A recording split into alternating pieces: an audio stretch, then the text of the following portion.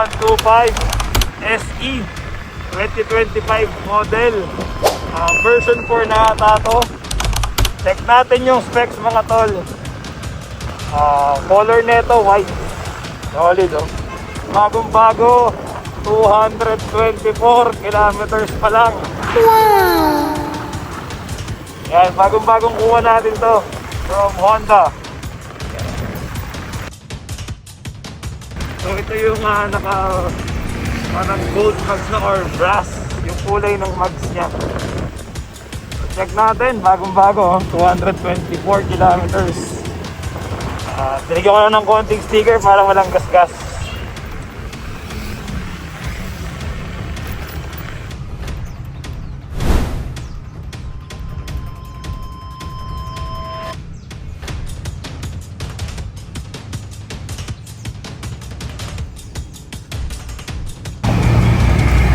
Okay mga chong, what's up? Andito tayo ngayon sa San Jose del Monte, Bulacan. Check natin yung bagong kuha natin na Click 125 SE 2025 version. So di ko alam kung B4 ba to or B5, kung anong tawag nila. Bagong bago pa yan mga boss. 226 kilometers pa lang. Kakalabas lang din yan ng plaka nya, diba? Kakalabas lang din. Tapos yan, ito yung SE version na brass gold or brass color yung mags niya. Tapos walang masyadong decals. Then naka-emblem na rin siya. Yan. So pag-usapan natin kung ano ba yung talagang first look na ito. Na talaga namang patok na patok sa pambiyahe, sa normal na pamasok sa trabaho at pang araw-araw na scooter from Honda. Isa to sa mga pinakamabiling scooter or economy scooter ngayon sa Pilipinas na napakadaming kumukuha. Kumbaga consumer choice po itong Click 125 na to ng Honda. Naka-combination braking system siya, drum brake yung likod, disc brake yung harap. And of course 125cc na naka-liquid cooled engine, di ba? Sulit na sulit. Liquid cooled na siya.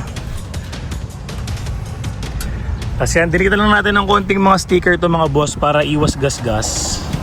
Ito rin, protekta sa init para hindi agad maluma yung plastic. Nagpalit din ako ng lever lang. Tapos bagong bago pa siya. Dito ko lang siya kinuha sa area natin sa San Jose del Monte, Bulacan. Tapos gustong gusto ko lang dito yung napaka-simple tsaka pang araw-araw. Unang-una, para sa akin mura. At the same time, maintenance madali dahil ang daming parts available nito. Mapa, Shopee, Lazada, online at sa mga shop. Madali rin siyang ayusin at ipa-maintain kasi kabisado siya ng halos lahat ng motorcycle shop na mapuntahan mong lugar. Yan. So first look lang to mga boss, diligyan ko lang din ng shock cover para protekta sa putik. Magkano ko ba siya nabili? Nabili natin siya ng cash na nagkakahalagang 86,700. Add natin yung LTO registration na 3 years na around 2.5. So total mga 88 to 89,000 din siya. 'Di ba? So sulit naman na 'yon kasi 3 years yung registration na sa LTO. Tapos ito talaga is para sa akin is sulit na pangbiyahe, pamasok na motor at matipid sa gas. Sabi sa kanya 52 kilometers per liter ang recorded. Pero syempre dahil medyo mabigat po tayo, baka nasa 40 lang or 45 kilometers per liter yung gas consumption natin. Nag full tank ako sa kanya at feeling ko yung full tank ko dito is nasa pang-apat na araw ko na. May natira pang 2 bar. So titignan pa natin yung actual gas consumption nitong Click 125 SE na bagong kuha natin. Ayan, ilang holes ba yung sa disc brake nito? Kasi dun daw naiiba eh.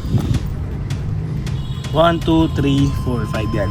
5 holes po yung sa disc brake nito. Hindi po siya 4 holes.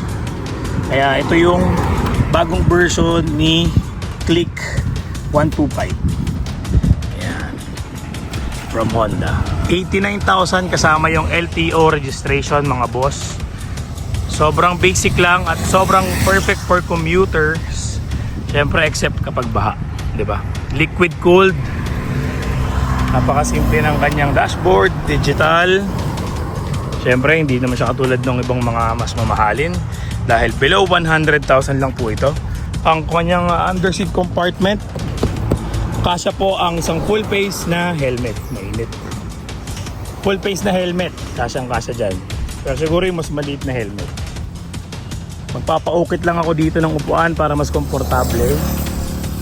Yan. So hindi pa siya keyless. Shutter type ignition pa siya. Yan. Basic lang.